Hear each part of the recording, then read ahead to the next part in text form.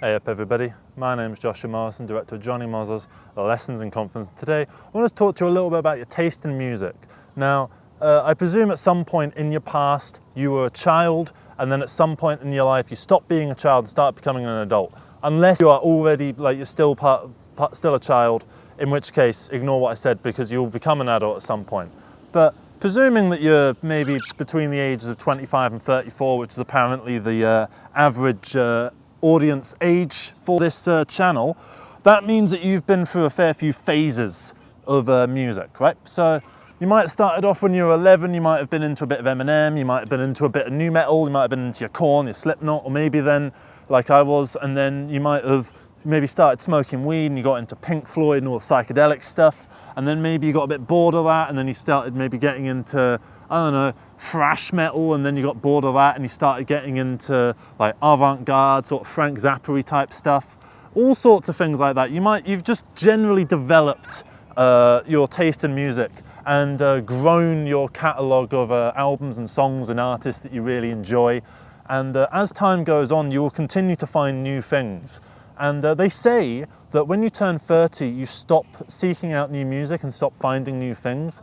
And I'm not 30 yet, but from what I've seen of other people who have turned 30 and who are now like in their 40s and their 50s and their 60s, I don't necessarily think that is the case. Sure, the things that you find in your childhood will probably remain like a core part of you, and like when you're in that, main sort of 15 to 30 sort of year old part of your life, when you're just discovering yourself and discovering your place in the world, that will obviously have a treasured sort of impact on you and it will stick with you forever. So certainly, like if you grew up in the 60s and the 70s, that kind of music is really going to resonate with you even today in a way that modern music might not be able to. By the same sort of metric, when I turn 60, the music from the 2000s or the 2010s is going to have the same impact on me, and I'll see it the same way that the previous generation might have seen the 70s and the 80s stuff, if that kind of makes sense. And then obviously the generation after me, they'll get something out of the music, but that I'll be looking at kind of going, oh God, this is a bit modern and a bit confusing for me, because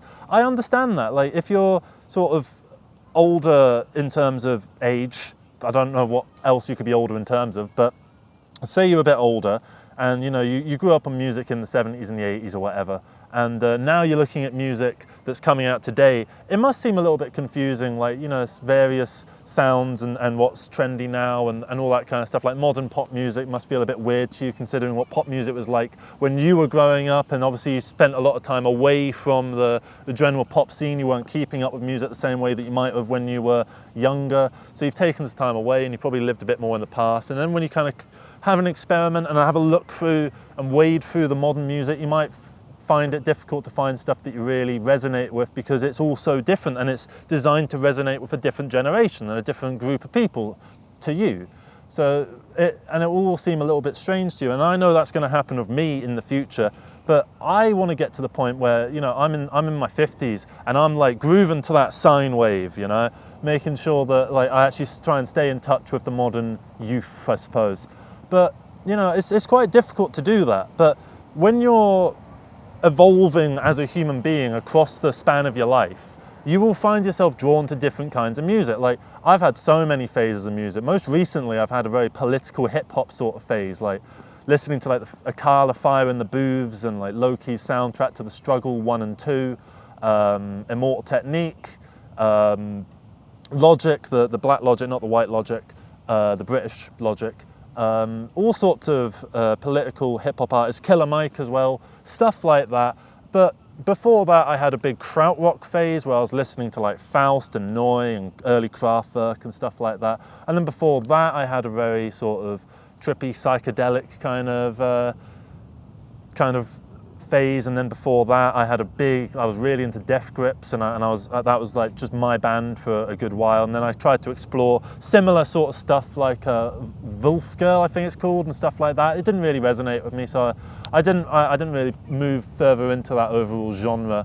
But everything that you find ends up making an impact on your mind. So now if I see another thing that is maybe in the Death Grip sort of vein of extreme, sort of not heavy but metal way, but sort of the Gabba influence, kind of extreme electronica, kind of aggression kind of thing, that if I see that in a new artist, it's going to be easier for me to get into them. Like JPEG Mafia, for instance, does a fair bit of it. I could never quite get into him.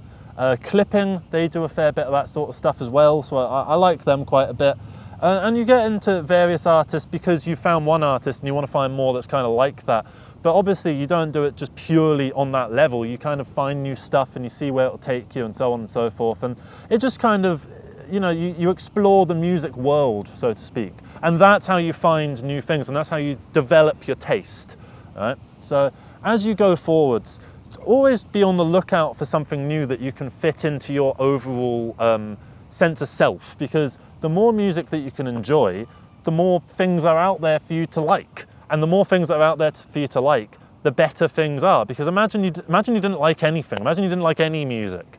Wouldn't that be a miserable world if you just don't like any? I know that some people have there's a condition or maybe a thing where they can't get enjoyment from music. There's a medical term for it. I can't remember what it is.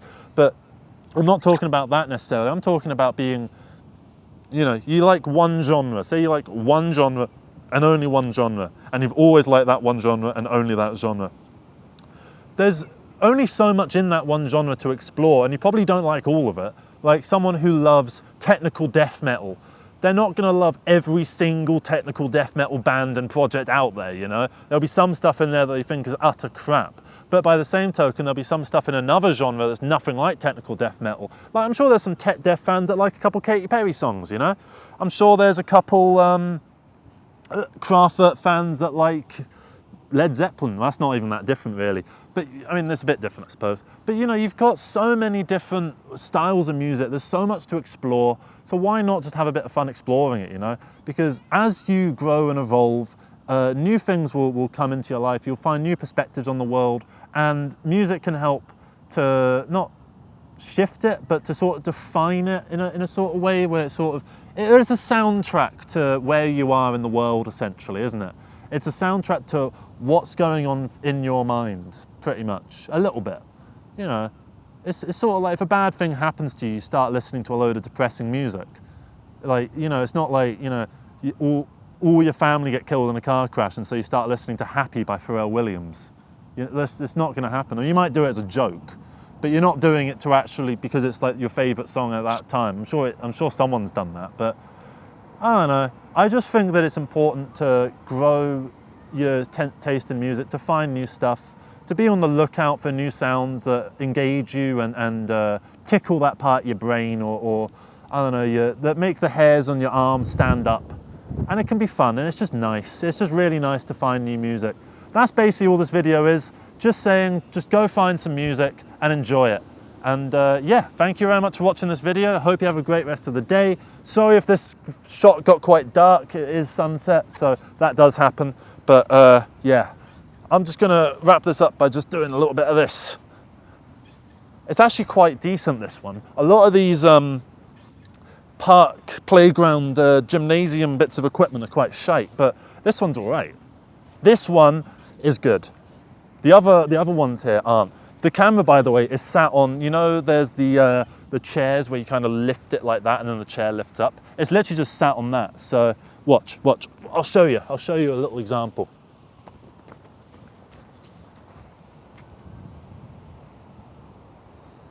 Do you see that? Hang on. Thank you very much, everybody. Take care. Sorry for the motion sickness. Bye-bye. Oh, do you know what? I'm going to finish it off. While that's going up and down, I'm going to go up and down on this. I don't have the time to go to the gym today, so this technically counts as my workout. Oh. 1, 2. Did you click on the things, by the way? There's one here, and there's one here. They're both good. One's probably better than the other, so you're going to want to choose correctly. Oh, there's also a subscribe button. It's right here. Here. So, click them. Click them now. That was me trying to do like an Arnold Schwarzenegger accent. Do it now. Yeah, it doesn't sound very good. Oh well. Do it now. I don't know what that was.